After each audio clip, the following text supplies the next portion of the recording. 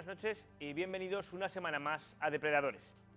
En el programa de esta noche estudiamos un peso pesado del lado oscuro de la historia, alguien que se convirtió en leyenda viva. Me refiero a Charles Manson. De su boca salió la terrible orden de matar a todas las personas que vivían en una determinada casa de California. Precisamente, la residencia del famoso director Roman Polanski. Empezamos.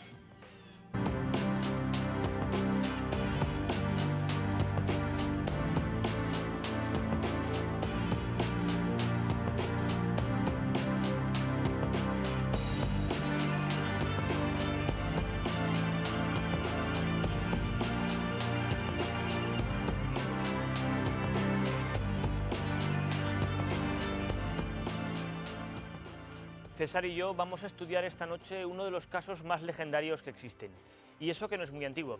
Hola César, buenas noches. Hola, buenas noches. Hoy nos toca hablar de Charles Manson. Hablamos de un criminal pues, que salió a la palestra hace unos 30 años, ¿verdad? Vamos a hablar de un mito vivo. Para algunos es Dios, para otros representa al anticristo, para otros es un pobre diablo. En todo caso, sí que ha marcado claramente la historia de los asesinos y de las mentes criminales de los Estados Unidos. Por otra parte, el dato curioso de que es uno de los asesinos en serie, el asesino en serie que menos ha matado, porque de hecho él no llegó a practicar ningún asesinato, pero sí que fue el inductor y sí que se le responsabilizó de la matanza sucedida en el 69, esa gran carnicería ritual realizada en casa de los Polanski, en la que su mujer embarazada y unos visitantes murieron de forma salvaje.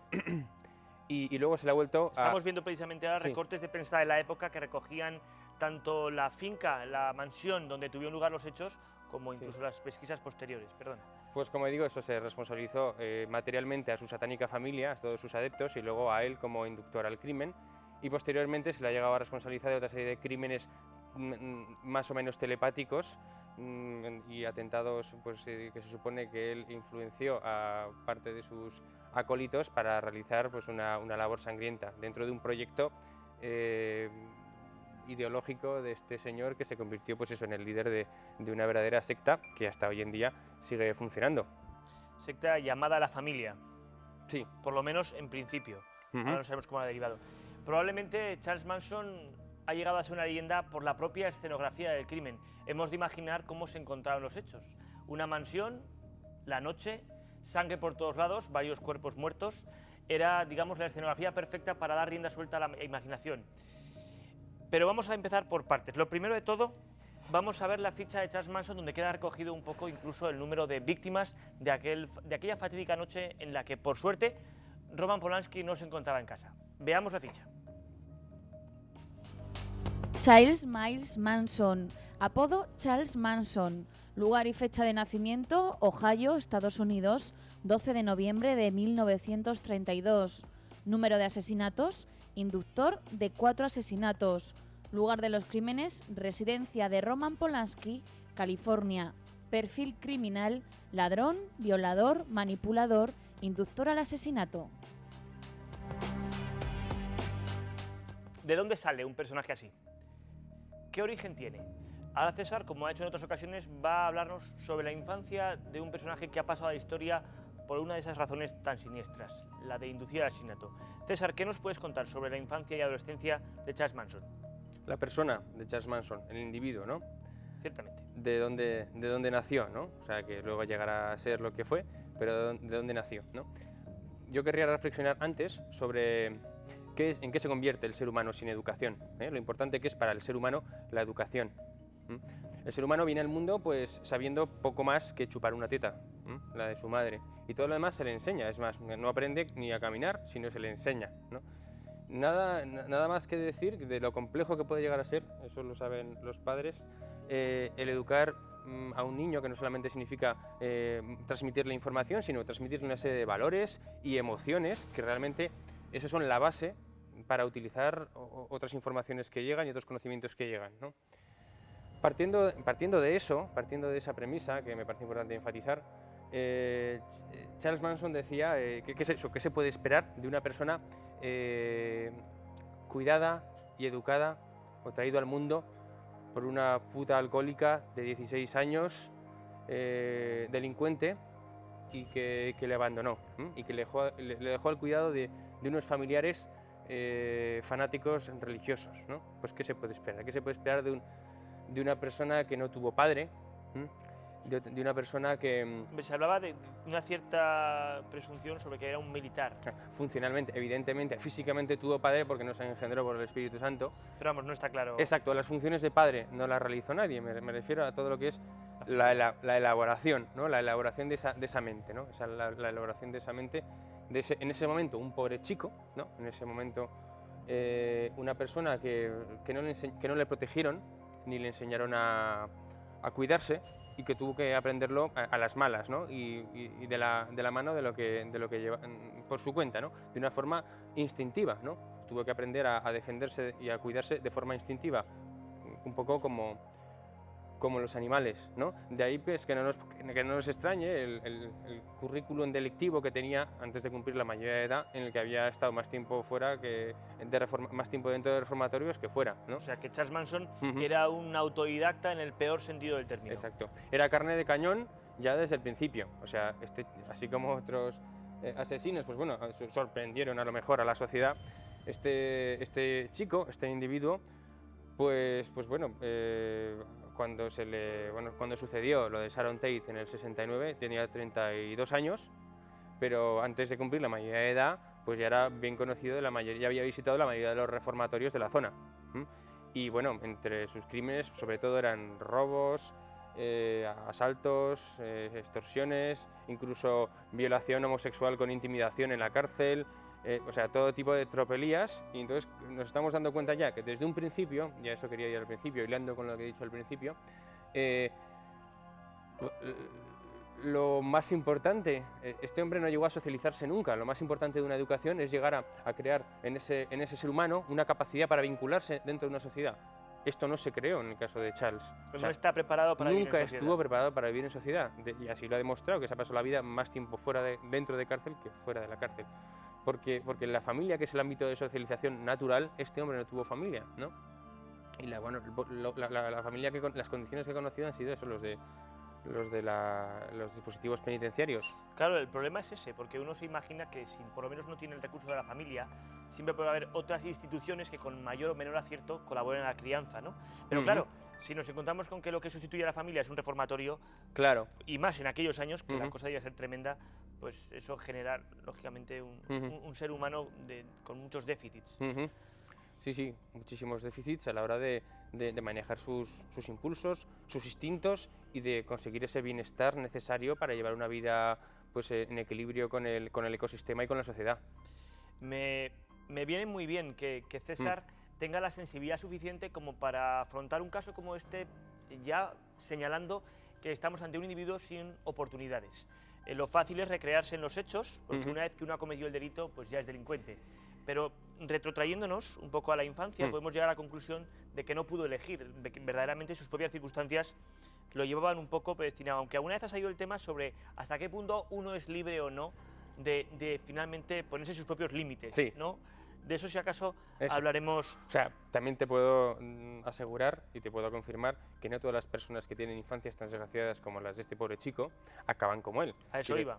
Quiere decir que luego tenemos que enfatizar el mérito de esas personas que, habiéndose criado en un clima absolutamente adverso, pueden llegar a salir de él y completamente dar un giro a su vida, ¿no? Y ser ciudadanos respetables y personas decentes. Quiero decir que es en la mayor parte de los casos es lo que ocurre. Exacto. Es que en un programa como el nuestro, donde analizamos cosas siniestras, parece que tenemos una visión pesimista del ser humano. Y a mí me gustaría lanzar un mensaje todo lo contrario, tranquilizador y de esperanza. Y es que en la mayor parte de los casos el ser humano tiene suficiente capacidad y recursos como para encauzar una vida que empezó mal.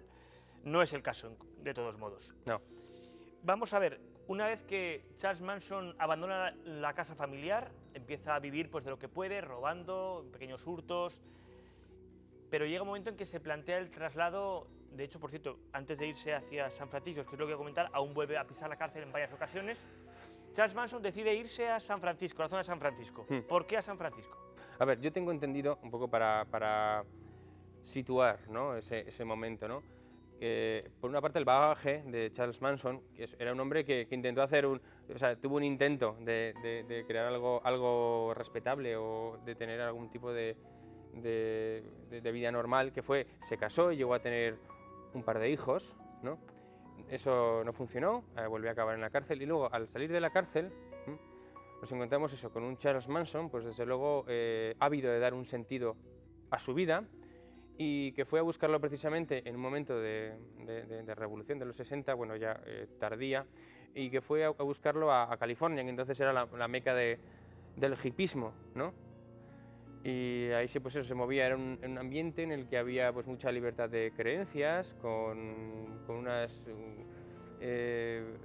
interpretaciones bastante críticas de la sociedad. Bueno, y tan críticas, si no me equivoco, también incluimos sectas satánicas, el propio satanismo también. Esoterismo, satanismo, visiones alternativas de la vida, más natural, más de tipo hippie, ¿no? Y así muchos jóvenes seducidos por ese tipo de ideas, pues entraban en ese estilo de vida de sexo, drogas y rock and roll, ¿no? Tan típico del momento hippie, ¿no? Porque Charles Manson, antes de llegar a San Francisco, ya había tenido un cierto contacto con los temas místicos, esotéricos. Sí. Él ya había leído cuestiones y ya empezaba a lo mejor a generar una cierta mente de iluminado, ¿no? Vamos, yo otra vez vuelvo al tema un poco más de psicología normal. Este hombre, pues a la búsqueda de algo que diera sentido a su realidad, pues ya que la realidad era tan desgraciada, pues intentó apoyarse en sus creencias, las creencias pues que al ser humano le sirven para dar un poquito esa idea, ¿no?, de trascendencia. Y ya había pensado, ya había experimentado ya tenía sus ciertas ideas religiosas en torno al budismo, el esoterismo. Él en algún momento se proclamó adepto de la dianética y de la cienciología. Y, o sea, que iba a secta a la que pertenece Tom Cruise, si no me equivoco. Sí. Eso es lo que dicen. Sí, eso es lo que dicen, pero vamos, que este hombre, sobre todo, era un buscador de significado, y también buscaba eso, y también buscaba, en esa búsqueda de cosas importantes, de cosas trascendentes, pues topó con el rock and roll, que de alguna forma también era lo que movía a la juventud, ¿no? Igual que en ese momento unos de los líderes espirituales más importantes pues eran los Beatles, ¿no?, a los que la gente seguía fanáticamente, ¿no? Y también buscaba, como no, buscaba la verdad y el conocimiento en las drogas y en el sexo, ¿no? Y ahí pues lo tuvo todo, ¿no? Lo tenía todo. Entonces, por situarnos, Charles Manson, 30 años, se dirige a San Francisco, a la zona de California, donde ya pues llega con un bagaje, con una opinión y una sensación de resentimiento hacia la vida, hacia una vida que no le había dado nada, y allí es donde empieza a plantearse organizar una especie de comuna hippie. Vamos a dejar aquí, César, si no te importa, la historia de Charles Manson, y antes de continuar vamos a ver un breve vídeo sobre todo la figura de Charles Manson y el crimen de la familia de Roman Polanski. Charles Miles Manson nació en Ohio, Estados Unidos, el 12 de noviembre de 1934. No conoció a su padre e incluso definía a su madre como prostituta. Manson sufrió por ello una infancia difícil, a lo que se añade la convivencia de varios años con su tía, una fanática religiosa. Tras abandonar el hogar materno, Manson se dedica a robar y a los 14 años la policía le detiene por primera vez. Charles Manson pasó muchos años entrando y saliendo de las cárceles. Más tarde comienza a interesarse por temas místicos, budismo, esoterismo. Se declaró adepto a la Iglesia de la Cienciología y cuando escuchó Helter Skelter, escrita por Paul McCartney para el álbum blanco de los Beatles, dijo que era un mensaje que incitaba al asesinato. Al salir de la cárcel en 1967, se trasladó a San Francisco, donde creó La Familia, un grupo de jóvenes que obedecían sus órdenes sin hacer preguntas. El 8 de agosto de 1969, Manson llevó a cabo la operación delictiva que le hizo famoso en el mundo entero. Ordenó la ejecución de todas las personas que se encontrasen en el 10.050 de Cielo Drive, en Los Ángeles, la casa del director de cine Roman Polanski, donde vivía con su mujer, la actriz embarazada de 8 meses, Sharon Tate. 4 seguidores de Manson se dirigieron al hogar de Polanski y asesinaron a su esposa embarazada y a todos los invitados que pasaban allí el día. Más tarde, Se sabría que Manson había estado en la casa de Polanski anteriormente al menos 2 veces. El 9 de agosto de 1969, la criada de los Polanski descubría los cuerpos brutalmente asesinados de Sharon Tate, el matrimonio Jay y Gibby Folger y Wojtek Frykowski. Manson fue encerrado de por vida.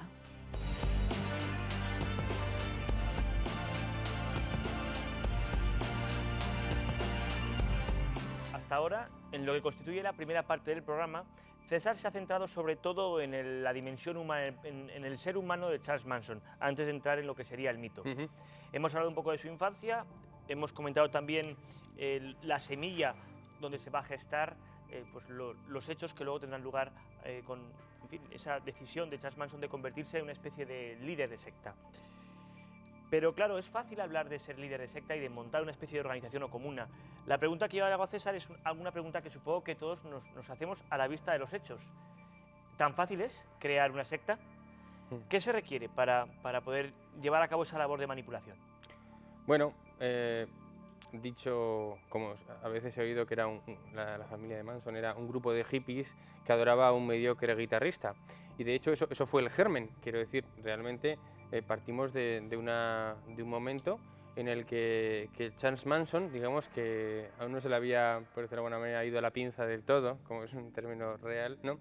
Y el hombre sí que, yo creo que albergaba, también se ha escrito sobre eso, la intención de grabar un disco. Quiero decir que también había motivación muy sana, o sea, por otra parte, o sea, a ver, muy sana, que dentro de lo que... Frente a lo demás, frente eso a lo realmente demás, parece bastante exacto, sano. llegó incluso a codearse y a entablar relación con uno de los Beach Boys, llegó a introducirse un poquillo en ese mundo, a contactar con algún productor, o sea que el hombre sí que, pues bueno, llevaba esas intenciones, ¿no? Y incluso también por otra parte también tenía ese contacto con el mundo de lo satánico, que incluso también llegó a fraguar relación con otro líder, con Anton Levy, que el líder del satanismo en aquel momento. Una pregunta, así Sí. como una especie de digresión. Esto de buscar también información sobre el satanismo, ¿lo incluirías dentro de lo que has comentado antes de búsqueda de sentido a su vida? Sí, por eso digo, buscaba un sentido desde lo real y un sentido desde las creencias. O sea, era un hombre que está claro, que intentaba, pues como todos intentamos, ¿no? Tener algo en lo que creer y algo en lo que hacer, ¿no? Y le salió más o menos mal. Bueno, entonces, luego parece que tenía arte, sí, un arte para seducir, porque se aproximó a un grupo de gente bastante manipulable, se aproximó a unos chicos jóvenes con los cuales llevaba más de 10 años, unos hippies ingenuos y drogados, ¿no?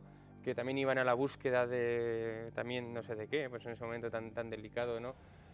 Pues adolescente, y que, vamos, eran los candidatos perfectos para ser manipulados, a los cuales, pues bueno, eran la mayoría mujeres con las cuales practicaba promiscuidad sexual, y el caso es que las metió en un autobús y se afincaron en un rancho a las afueras de la ciudad, donde ahí, pues poco a poco, pues, aislados del resto, se fue gestando esos pensamientos de Manson, esas ideas de Manson, que los demás fueron adoptando como suyas. Pero claro, ahora me surge otra cuestión. Charles Manson ¿se creía de verdad su papel de guía? Siempre que vemos alguna secta o alguna organización de este tipo, la pregunta que nos surge es, ¿esa persona que dirige a los demás se cree su papel de guía o en realidad es un simple estafador que saca todo lo que puede? En el caso que nos ha comentado César, pues hablaríamos de sacar sexo de las mujeres y, bueno, unos compañeros con los que vivir. ¿Se cree realmente ese papel de iluminado? Claro, ahí se tienen que juntar varias cosas, ¿no? Y más el fenómeno de las sectas sí que se ha analizado bastante. Y primero es la persona, ¿no? La persona que es, entre comillas, el líder espiritual de ese grupo, que sí que tiene que tener unas determinadas características, que en el caso de Manson se cumplía. De hecho, lo que tú dices, ¿se lo creía? Pues no hay nada más... o sea, cuanto más se lo crea, o sea, tiene que cumplir dos cosas. Primero, creérselo y segundo, transmitirlo bien. Y desde luego él se lo creía. Tenía una convicción. En algunos momentos, desde luego, tenía fenómenos psicóticos en los cuales tenía una convicción más allá de lo real. Por ¿no? eso convencía. Acabamos de ver unas fotos de unas hermanas que estuvieron en la comuna de Charles Manson y que, vamos, siguieron sus órdenes y parece ser que estuvieron implicadas en el crimen. Sí, y la génesis de lo psicótico, del pensamiento psicótico, ¿no? Que desde luego es muy facilitado por el uso de drogas, ¿no? Tanto por el Manson como los que le acompañaban, o sea, tanto los porros como las anfetaminas como el LSD son provocadores de delirios y de paranoias experimentales, ¿no? Entonces, en ese caldo de cultivo, pues desde luego este hombre tuvo una revelación, ¿no? La revelación fue escuchar una canción de los Beatles, Helter Skelter, que él a esa canción que todos escuchamos, a esa canción tan bonita, él le asignó un significado Terrible. delirante.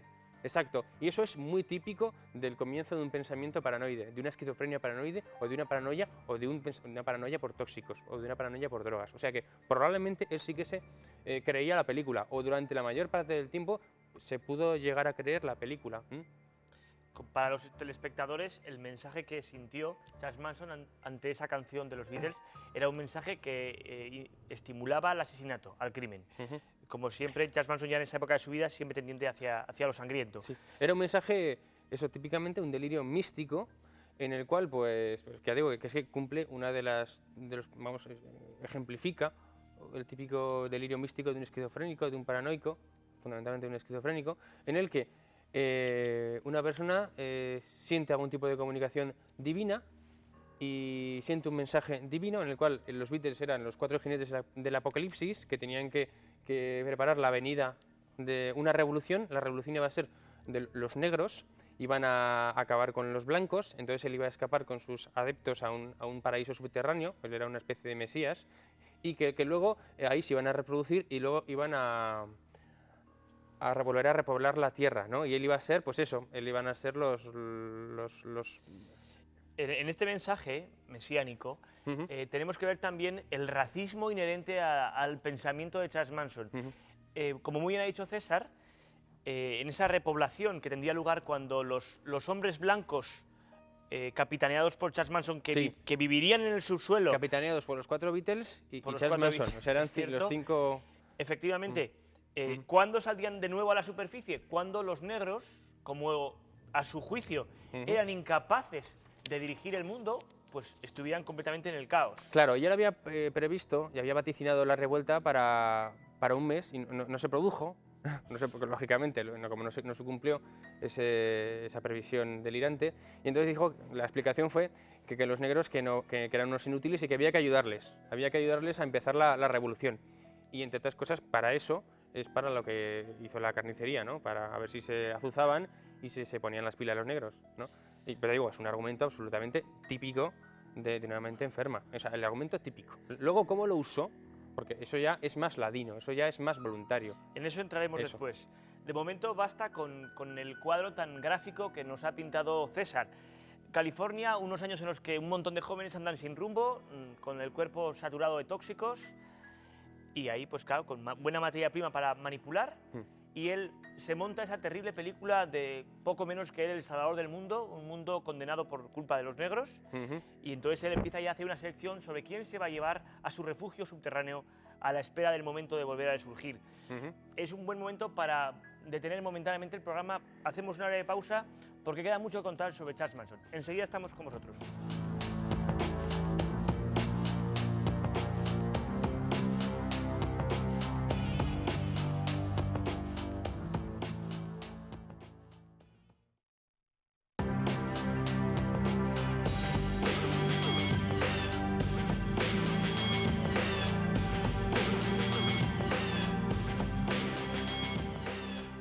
De acuerdo con su sagrada misión y su visión sobre el mundo, Charles Manson, como decía, empezó a hacer lo que llamaríamos ahora una especie de casting sobre qué jóvenes llevarse con él para luego volver.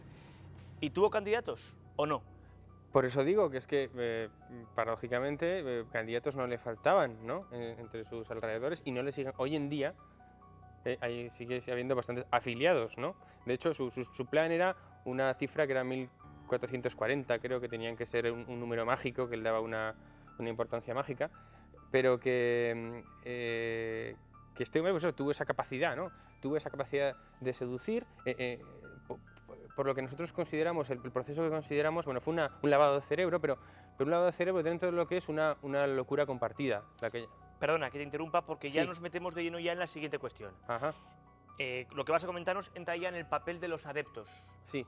Me parece muy bien que ese mensaje de Charles Manson fuese cuajando Sí. y se fuese trasladando para que llegase más gente. Pero yo ahora te pregunto entonces, Sí. y lo he adelantado ya hablando un poco de que era Sí. gente que había tomado drogas. Pero bueno, cuéntanos, ¿cómo es posible someterse a un líder, sobre todo cuando, como se demostró con el crimen de la familia de Roman Polanski, el líder ordena asesinar y los adeptos obedecen. Cuéntanos el papel de esos adeptos con esa obediencia tan ciega. Entonces, vemos que eso. Bueno, por una parte, es que si no Son muchos temas, son muchos temas, porque sí que es un tema muy interesante, porque por una parte tenemos el móvil del asesino en serie visionario, que es el que en respuesta a que quiere asesinar de acuerdo a un delirio, pero luego lo importante es que no lo hizo él, lo hizo hacer, ¿no? Entonces tú me hablas de las mentes que controló, el control mental que ejerció y en función de que eso también se ha estudiado, ¿no? Y también coincidía en este caso, ¿eh? Hay rasgos de personalidad, personas así jóvenes, ingenuas, con rasgos dependientes, idealistas, introvertidos, aislados, que van buscando porque están vacíos de contenido, pues porque han tenido una educación pues que no les ha dado unos valores y van buscando esos valores y entonces van a la búsqueda de algo que les complete y entonces se encuentran con una explicación global, ¿no? Religiosa generalmente, y entonces son seducidos por eso, ¿no? Generalmente también tiene que ver, hay una vulnerabilidad en la educación, quiero decir, provienen de familias disfuncionales en las cuales los patrones de educación han sido extremistas, demasiado autoritarios, demasiado indulgentes, con lo cual no han asentado bien una personalidad equilibrada, o sea, es frecuente rasgos, límites de la personalidad, dependientes de la personalidad, rasgos esquizotípicos de la personalidad, gente que es más manipulable, también son personas que están mal adaptadas a su entorno porque hay un cierto grado de frustración con la realidad, entonces van buscando algo más allá de lo real, no les convencen ni les completan las explicaciones de lo que tienen a su alrededor, y entonces van buscando otro tipo de cosas. Así que hay una serie de ingredientes psicológicos que hacen en esa persona que sea más manipulable. Y por supuesto, las drogas, ¿no? Las drogas que se supone que son las que dan libertad y son la peor esclavitud que existe. Quiero decir, tú oyes discursos de drogadictos, de personas que consumen, y imagino que de los hippies que van buscando libertad, sí, pero libertad no en este mundo, libertad en sus fantasías, ¿no? Porque realmente las drogas lo que hacen es te esclavizan, ¿no? Entonces, concluyendo o más bien traduciendo tus palabras, nos encontramos con una materia prima perfecta para malear. Gente sugestionable. Sugestionable, de personalidad débil. Y si a eso se une el consumo de drogas, pues el cóctel es perfecto para que llegue alguien y comience a decirles lo que tienen que hacer. Exacto. Aún así, insisto en mi pregunta, todo eso lo acepto, ¿no? Pero, ¿y cuando el líder de la secta? Porque hasta ahora lo que tenemos son unos jóvenes que, como hoy día, son la carne fresca ideal para cualquier tipo de secta. Hasta ahí de acuerdo. Pero ¿cómo vencer? Porque yo imagino que las personas, por débiles que sean de personalidad, tienen unos ciertos límites en sus principios. Estamos hablando de que Charles Manson ordena a varios de sus acólitos ir a una casa y asesinar de manera brutal a varias personas completamente inocentes. ¿De verdad no hay unos límites? ¿Hasta ese nivel de obediencia llegan estos adeptos? Sí, o sea, eso se ha demostrado. La técnica del lavado de cerebro, o sea, la forma en que programas un cerebro, pues eso es determinante y puede conducir a controlar completamente el comportamiento. Puedes inducir una serie de ideas que acaben controlando el comportamiento, ¿eh? Eso lo podemos ver desde el extremo más normal del control de comportamiento de la juventud que hacen hoy en día los máximos artífices y máximos conocedores de las técnicas y tácticas de control del comportamiento. Vemos a Roman Polanski, muy joven, en aquella época, cómo hacía declaraciones. Son las campañas publicitarias y las campañas políticas. Eso sí que son. O sea, de hecho, durante mucho tiempo, las claves del lavado de cerebro pues, se han llevado a cabo por motivaciones políticas. Ahora, fundamentalmente, son comerciales. Y igual que hoy se lava el cerebro a los adolescentes, pues se los lava, pero se los lavan para que compren. Igual se les puede lavar para otra cosa, ¿no? Y entonces, en este caso, está el proceso de lavado de cerebro, tiene que ver porque hay una figura muy potente, y esa figura potente tiene un componente psicopatológico, que es lo que te quería decir yo antes, que es lo que se llama el delirio compartido, que es un fenómeno por el cual una persona con convicciones muy fuertes, tan fuertes que son delirios, o sea, no hay ninguna convicción más fuerte que es un delirio, que es absolutamente irrebatible e irreductible por un argumento lógico, ¿no? Y luego se apodera de mentes que no tienen valores ni argumentos, ¿no? Y se apodera. Son materia como que están esperando algo. Están esperando y encima están en una situación receptiva porque no tienen capacidad autocrítica, están aislados, tienen una labilidad emocional, no tienen un criterio ni tienen un apoyo externo, son personas, pues eso, pues eso, que se da a ese proceso, ¿no? Y desgraciadamente hay muchos de ese tipo de personas en la sociedad. Bueno, claro, supongo que la sociedad que tenemos hoy día En cualquier sociedad. genera muchas presas fáciles para este tipo de manipuladores. Sí.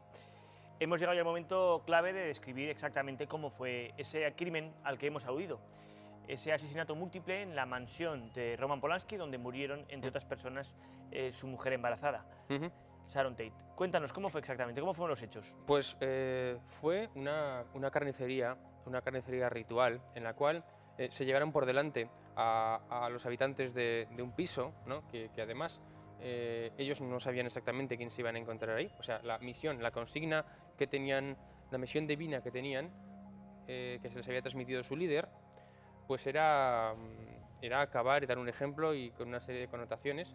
Lo que hicieron fue apuñalar, pues yo no sé la cantidad de puñaladas que dieron a los que estaban ahí, pero desde luego fue mucho más allá, fue mucho más encarnizado, mucho más sangriento, fue mucho más allá de lo que es...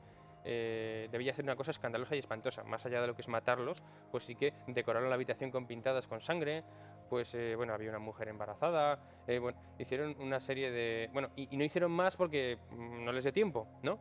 Pero que querían dar una señal. O sea, está claro que ahí no les vale... Pintadas de sangre, Claro. si no me equivoco, extrajeron el feto Eso. de Sharon Entonces, Tate. si nos damos cuenta, no es tan importante a quién mataron, sino cómo lo mataron. De hecho, el mismo Manson no sabía quién es la casa. De hecho, conocía la casa porque él había estado en esa casa. Y en esa casa anteriormente había sido propiedad de su productor, del productor de discos, que no le quiso producir su disco, ¿no? O sea, que entraría a lo mejor un tema de venganza. Exacto. Ya que no me has conseguido patrocinar o producir la carrera musical, claro. Ahora es mi momento de vengarme. Claro. Y quiere la casualidad que quien vivía ahí ya no era el productor musical, sino Roman Polanski. Claro, Roman Polanski, y gracias a Dios Roman Polanski pues estaba haciendo una película que no estaba fuera, y su pobre mujer embarazada pues fue la que sufrió las consecuencias, y pusieron por las paredes pintadas del tipo de cerdos políticos, y pusieron Helter Skelter, Otra vez el título de la canción de mal los Beatles. escrito. Lo que ocurre es que con lo que me estás contando, César, pues eso rompe un poco una de las hipótesis que se barajaron a la hora de explicar la masacre. Y es que Roman Polanski hacía algún tiempo que ya había estrenado la película La semilla del diablo, con notable éxito, y como se dan ciertas similitudes, pues claro, uno se queda pensando, ¿realmente cuál fue la causa del crimen? ¿Vengarse de ese antiguo productor musical, en la persona de Roman Polanski, o vengarse de Roman Polanski por haber sacado a la luz el satanismo en California? Por eso digo, ahí entra el juego la tendencia al pensamiento racional, o la tendencia al pensamiento mágico que tenga la sociedad o el que escuche esta teoría. Quiero decir, yo como psiquiatra, ¿qué me creo? Pues me creo eso, que era un amargado, un frustrado, y como le dijeron que no, lo que necesita este pobre hombre con una mentalidad tan débil, ¿no? Un intento que tenía él de hacerse famoso, de conseguir algo, de ser un cantante y tal, se le veía frustrado, y entonces toda esa rabia, lógicamente ya se desentendió del mundo de la realidad y pasó directamente ya a delirar. Y deliró con que los que le habían hecho eso eran malos, que tal, que tenía que dar un ejemplo. Y había que matarlos. Ya se fue del mundo, ¿no? Por esa frustración, ¿no? Pero lógicamente luego hay otra serie de interpretaciones paralelas que tienen que ver, pues eso, con el misticismo de Manson, pero también con el misticismo de los que escuchan esta historia, que dicen eso, que incluso fue Manson fue utilizado por el demonio, por Satán, precisamente para dar un castigo y una lección a Roman Polanski por haber hecho La semilla del diablo, que fue rodada un año antes. Entonces, claro, pero es que también hay quien dice que Manson fue el asesino telepático de Bruce Lee. Quiero decir que es que ese es el mito, la diferencia entre lo que es el hombre y el mito, cómo se van desarrollando cosas y creencias alrededor de esa persona, que él las puede inducir, las induce el entorno y las induce él, y nos acaba sugestionando a todos. Hombre, verdaderamente la opinión tuya parece la más viable, la más razonable, ya que Charles Manson en realidad no era satánico. Se acusó a la película La semilla del diablo de sacar a la luz el satanismo que había en California, y por eso se pensó que a lo mejor había sido una represalia de alguna organización satánica. Pero claro, si pensamos que Charles Manson no era verdaderamente satánico, pues esa hipótesis pierde peso. No, y pierde peso porque no estaría muy psicótico este hombre cuando él, que estaba en libertad condicional, porque se pasaba la vida en libertad condicional, no se acercó para que no le implicaran. Quiero decir, si hubiera estado muy loco, hubiera participado de la matanza. pero él ya sabía que era un tío listo, tenía un coeficiente intelectual por encima de la media, ya vemos que no es incompatible, pues mandó a sus secuaces, pero él se mantuvo al margen para no ser implicado. Al final fue implicado, lógicamente, indirectamente, y fue condenado indirectamente, pero él no estuvo, vamos, él tenía coartada, él no estuvo el día de los hechos en el lugar de los hechos. Hubo algún testigo, la policía empezó a investigar y detuvieron a varias de las personas que pertenecían a la comuna de Charles Manson. De ahí a detener a Charles Manson, pues era una cuestión de tiempo que al final efectivamente se llevó a cabo. Antes de pasar a ese proceso y a cómo acaba condenándose a Charles Manson, una pregunta interesante sería cómo se genera un mito. ¿Por qué Charles Manson consigue lo que no han conseguido otros criminales que han matado mucho más? Porque hemos de recordar que Charles Manson no se manchó las manos. ¿Por qué él y no otros mucho más brutales ha conseguido pasar a la historia de esa manera tan tremenda? Eso, estamos hablando de un mito vivo, como pueda ser Marilyn Monroe o como pueda ser el mencionado Bruce Lee. O sea, en este caso es vivo, o sea, no ha tenido que morirse para ser un mito, ¿no? Que sigue siendo un mito. Y quiere decir que la forma en que se manejaron los hechos, en la que él manejó su imagen y los hechos, pues ha dado como consecuencia pues una serie de creencias alrededor, que son creencias que tienen poco que ver con lo racional y tienen mucho que ver con lo esotérico, con el pensamiento mágico. Los seres humanos tenemos pensamiento, antes que el pensamiento racional, tenemos pensamiento mágico, porque somos somos primitivos antes que otra cosa, ¿no? Y antes de que se produjese es mucho más antiguo el pensamiento mágico que el pensamiento racional. Y entonces la forma de imponerse un mito es la forma de manejarlo, la forma en que lo manejó Manson. Sí que era, parece ser, tenía una persona manipuladora con su imagen, era un bastante histriónico y pudo dar esa imagen, incluso con la forma de vestirse, las cosas que hacía y cómo lo decía, pues asustó y creó una imagen que pudo ser incluso comercialmente rentable. De hecho, a los primeros que les interesó que Manson pues fuera un personaje, más allá de un asesino, fuera un personaje, pues fueron aparte del equipo de abogados que hicieron la explotación comercial del libro y de la película. Y todos también encaja también la idea, todos tenemos una serie de ideas con respecto a religiosas, primitivas y básicas, con respecto al bien y al mal, y Manson fue capaz, ¿no?, de captarlo y fue capaz de utilizarlo y de aprovecharlo.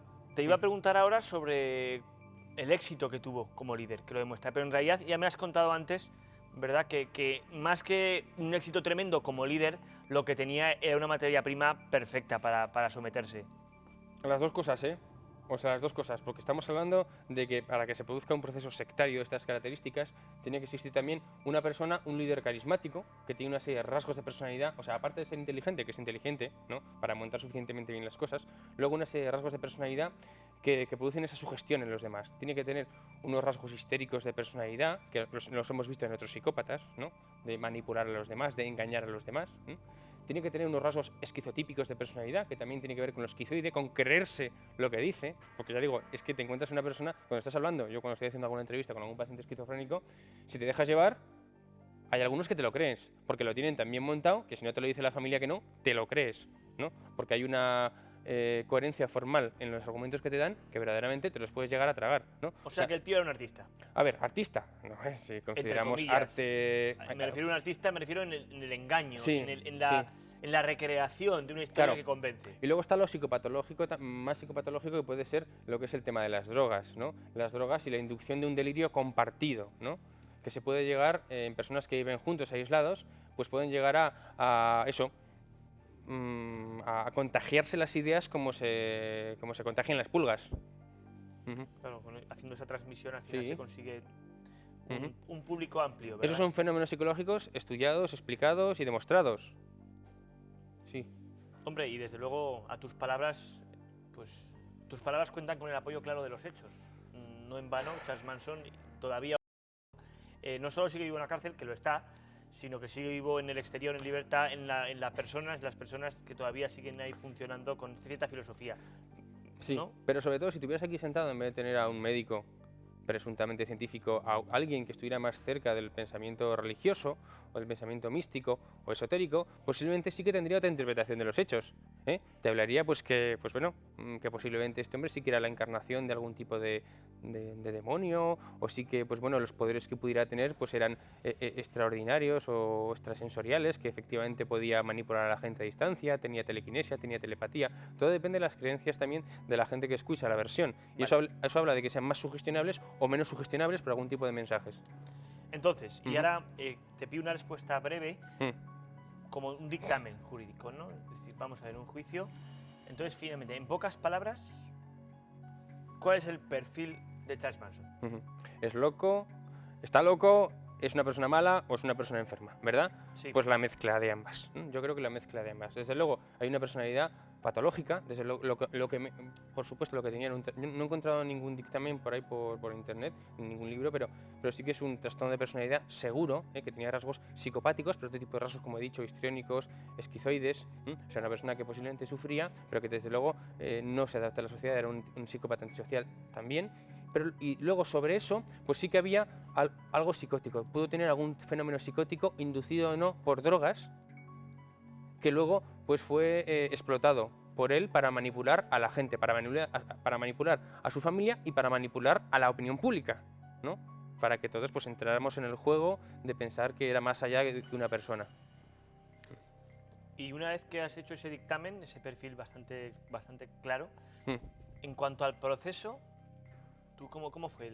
¿Sabes algo sobre el proceso que se llevó a cabo contra los autores materiales de los hechos y él mismo? Sí, sé que en un principio se le condenó a muerte y luego la pena se le ¿cómo se dice? Se le conmutó. Se le conmutó. Sí, pues por un cambio de las leyes, ¿no? Y está cumpliendo cadena perpetua, debe tener unos 70 y tantos años y bueno, pues de vez en cuando debe surgir alguna noticia en la prensa y debe seguir explotando su imagen. Sí, de hecho, creo que es una persona que recibe bastantes cartas. Comentábamos antes del programa que si sumamos las condenas que pasó Charles Manson antes de su detención, más luego toda la posterior a partir del crimen de Sharon Tate, verdaderamente nos encontramos ante un sujeto que ha pasado muchísimo más tiempo de su vida en la cárcel que en libertad. ¿Y eso cómo afecta? Supongo que es una persona que ahora mismo no podría vivir en libertad. No, desde luego, él está más acostumbrado al ecosistema de la cárcel que como ha demostrado, a las normas que rigen la vida en sociedad. Ahora te voy a hacer una pregunta yo a ti, si te parece. ¿Tú qué crees que, bueno, se lo parece a los telespectadores? No sé, yo soy el presentador. No, pero no, bueno. a los telespectadores. Cuando muera Manson, ¿irá al cielo o al infierno? ¿No? Pues eso, ¿tú qué crees? ¿No? Pues, Claro. ¿qué cree él? ¿Qué creen sus adeptos? ¿Qué creemos nosotros? ¿No? Este hombre, hay algo más allá de lo que es una persona, pues un delincuente, ¿no? Ha hecho méritos para tener la inmortalidad que le estamos dando, porque sí que le estamos dando. Cuando muere este hombre, está claro que el mito de Charles Manson no va a morir.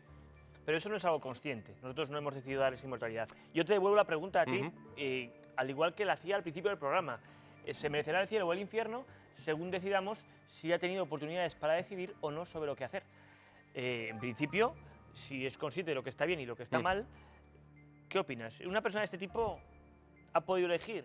¿Por qué otros con una vida muy mala han sido capaces de ser fuertes y no cometer atrocidades? Si efectivamente, no sé, cuéntame. Sí, yo pienso ¿Has sido una persona libre a la hora de decidir? Hombre, esto hay que ser muy fino, hay que hacer una valoración muy fina de cada sujeto en cuestión, ¿eh?